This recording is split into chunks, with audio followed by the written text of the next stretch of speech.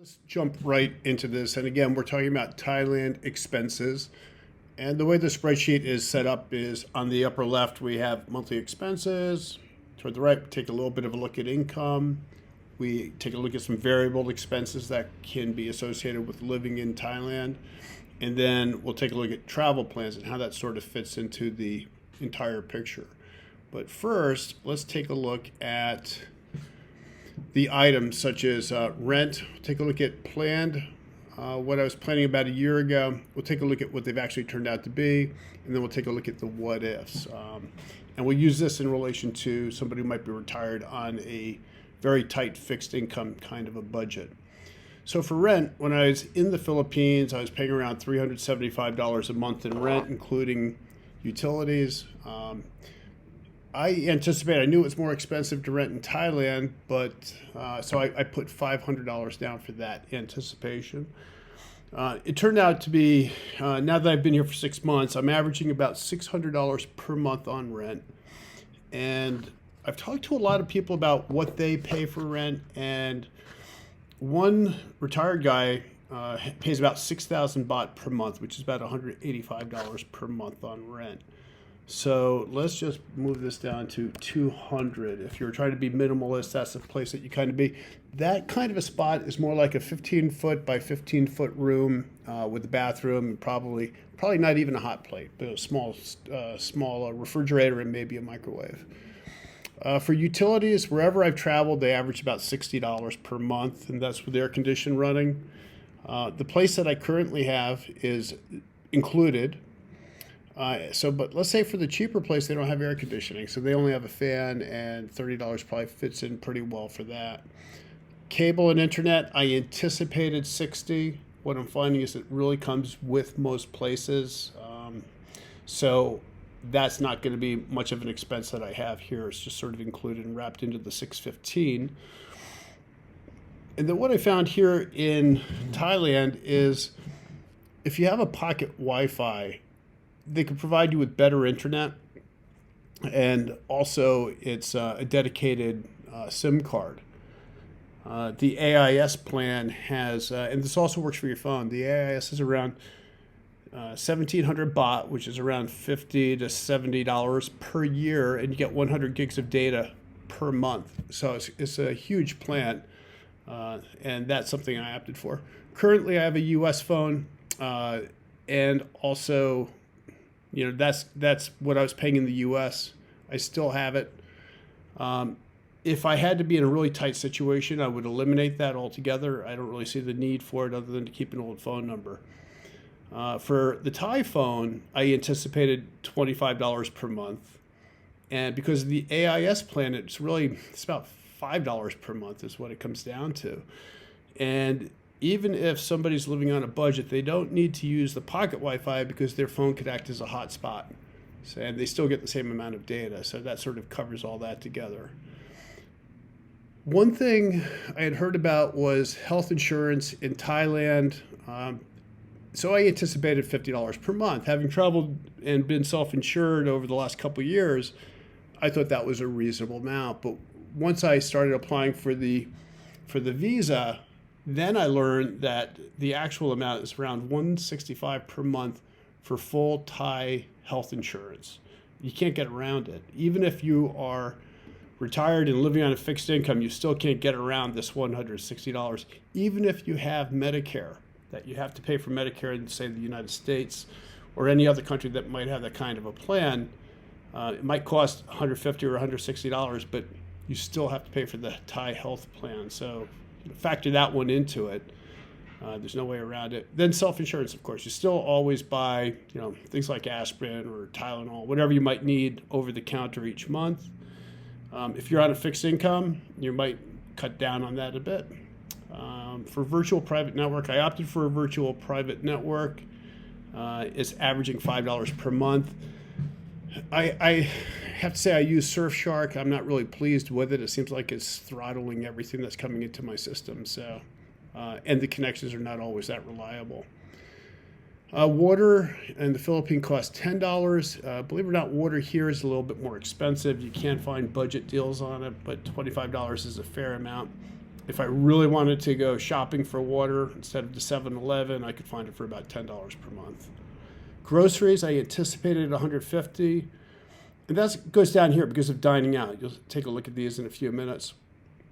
But $150 a month for groceries is pretty sufficient. It's a good amount of food.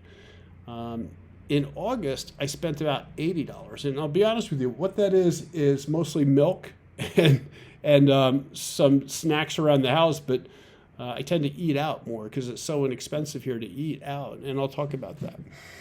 And then for the person on a budget, I have $250, assuming that they may not eat out that much. But there's a cross here again because it's so inexpensive to eat out that they may opt for that. So let me just reduce this to $150 per month.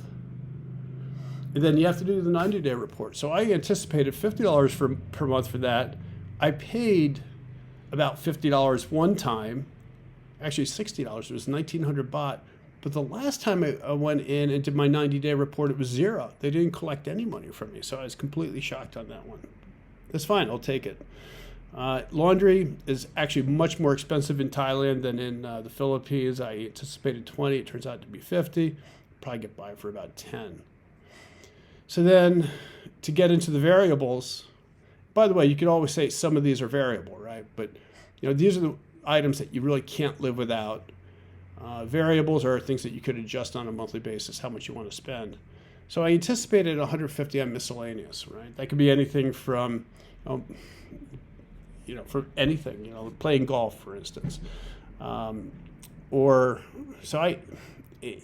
out that it's running me about $100 per month. And what have I used that for? Well, maybe some camera equipment. I got a backpack, some protein mix, just things like that you wouldn't normally spend. So that would fit into the miscellaneous category. And if I was operating on a really tight retirement budget, I would expect $75 per month would be sufficient for miscellaneous. Coffee, if you like coffee and you like to go to Starbucks, it's very expensive. So I anticipate about $65 per month. I'm cutting back on that even. So, and then of course, if you're retired, you go out once a week. It's really about 4 cups of coffee a month times 5 is $20 per month for that maybe. If you're a sports fanatic, you like to go golfing or diving, you're going to have some expenses there. So I have a gym membership for $30 per month.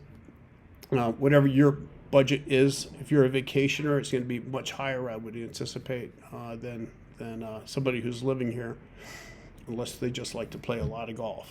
And then dining out. This is a tough one because, I have anticipated 200 for dining out, but I know places here where I could get great food for about $5 a day. So 5 times 30 days is $150 per month for food. Let's put 150 in here.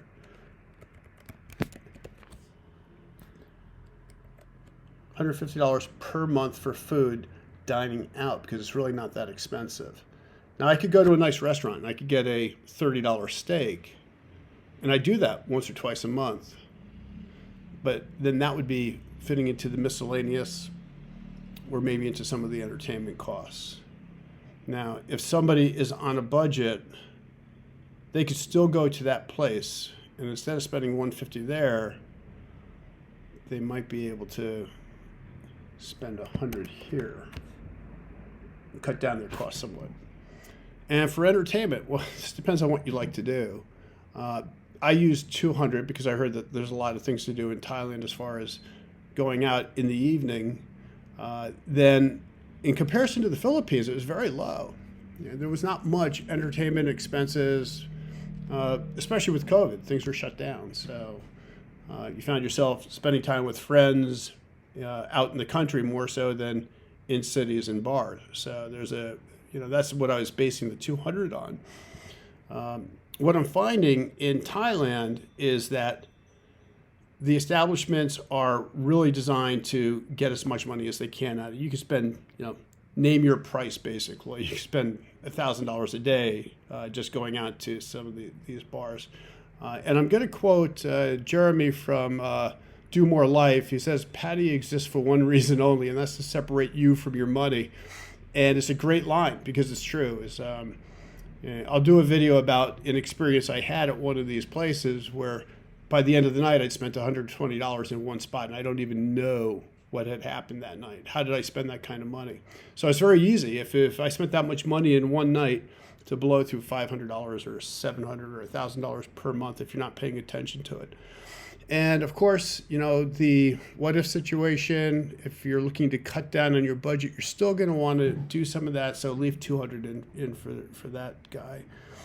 And then girlfriends. This is a really interesting subject. In the Philippines, if you were hanging out with somebody, they would, there might be a minimal cost for food, and some of the rent items might go up a little bit, but not that much.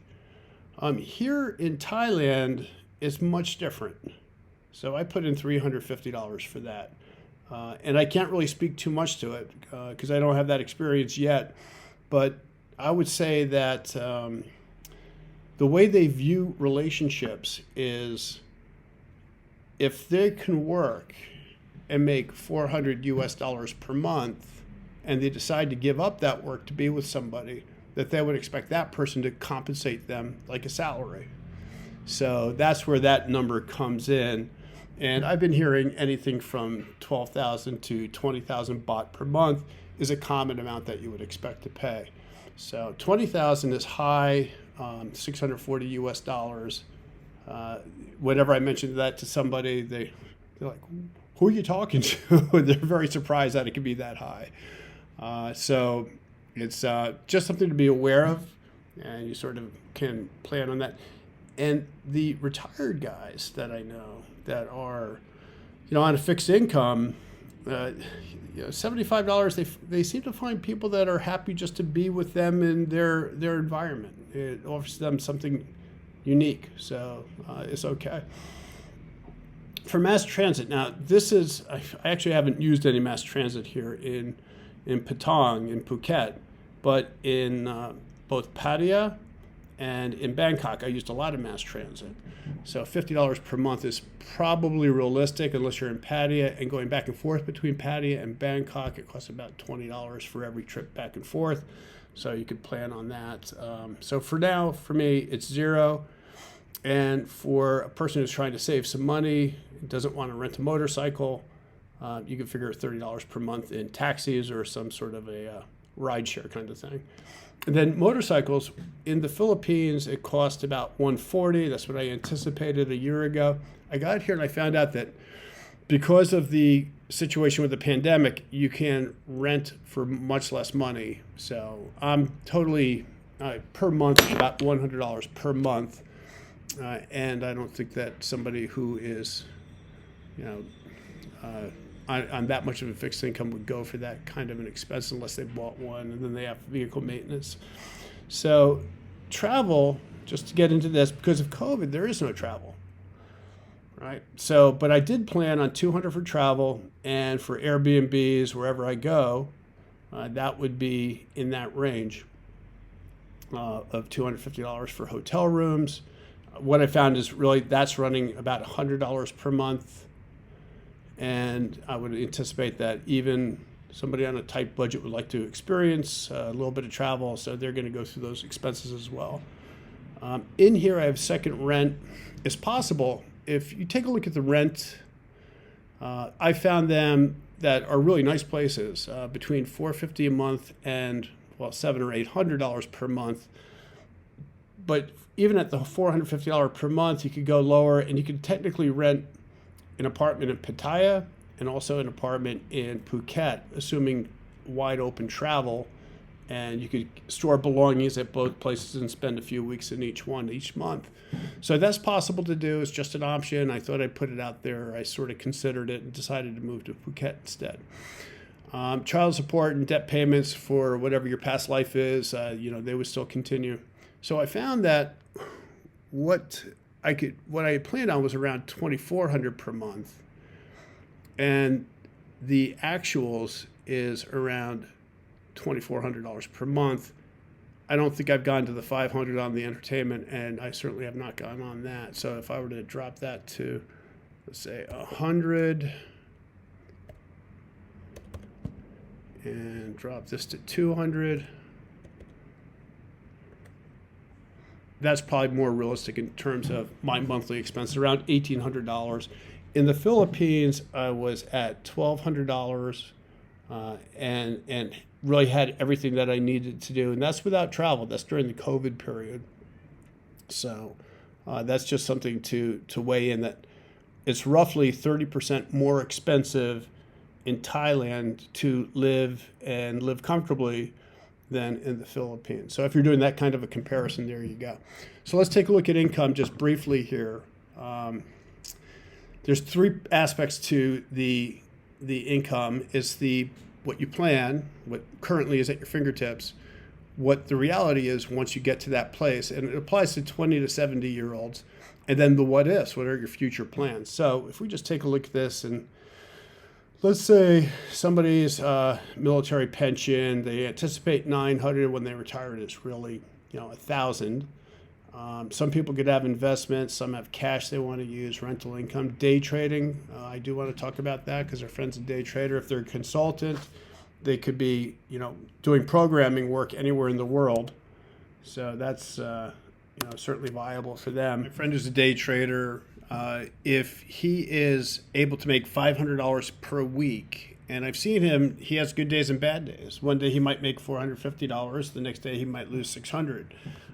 But if he can average a weekly earnings of $500 a week, it gives him $2,000 per month for an income. And keep in mind, I just have this number off to the side, but if he were to save $25,000 so he could create this kind of monthly income, he cannot use that savings over on any of the expense items, because when he does, he reduces his day trading activity profits. So he's unable to do that. So it's taken him time in his life to go ahead and save that kind of money to make this kind of lifestyle adjustment where it could be independent, travel, and trade securities and make some money. So that totals $2,000 per month at the bottom of the column. So what I've done, and you've noticed I've gone back and forth on up and down a bit on this chart, but the purpose is, number one, is to see what these items are at the top and where they apply, but then to take a look at the totals and how they all relate to one another. So if you think about it, you have planned, or actual versus actual, and what ifs versus what ifs. So if you take the actual and take the $1,845 per month and divide by 2,000 per month, you're basically, as a comfort index, you're spending 92% of your income on your monthly life, is how that turns out to. If you have a good month and you make 3,000, then you're spending 62%. So you see how that works out. If you make some side money, or if a pension kicks in of, let's say, 500 per month, that changes the amount down here as well. But you also have to apply that to the what ifs, right? So in a bad, tough situation, my expenses are $1,277 per month, but my what ifs, let's just put this into something reality. Let's say my income drops to $1,000 per month. Well, then I'm spending 128% of my income, and I've got some financial problems to deal with. So that's where you have to find the shortfalls and make up for that. So it just helps you to plan your trip. And I just want to go back and say that my friend at Everything Pattaya has been great with rental prices, and he was one of the resources that I actually used in planning my trip to begin with, to come out with about the $500 a month range. So he does a good job over there as well. I've talked to both him and Do More Life and let them know that I'd be using them as a reference on this, and they were happy to oblige. So for the next video, I'll probably do a comparison between Thailand and the Philippines, and also take a look at what the vacationer's expenses will look like as well. All right, thanks for joining us, and we'll see you on the next time.